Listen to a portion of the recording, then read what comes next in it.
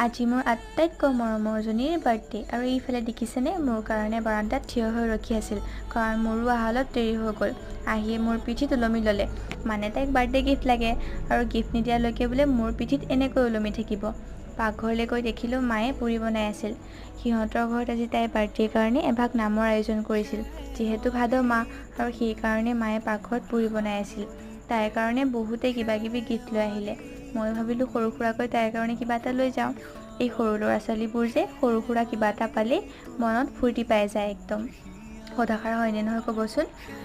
সকলোৱেতো কাপোৰ চকলেট দিয়ে থাকে, মই ভাবিলোঁ এনেকুৱা এটা বস্তু দিওঁ যিটো স্মৃতি হিচাপে ৰৈ যাব। আৰু তাই গিফ্ট পায়ে ৱাও বুলি কৈ মাকক দেখাবৰ কাৰণে দৌৰি দৌৰি ওলাই গ'ল।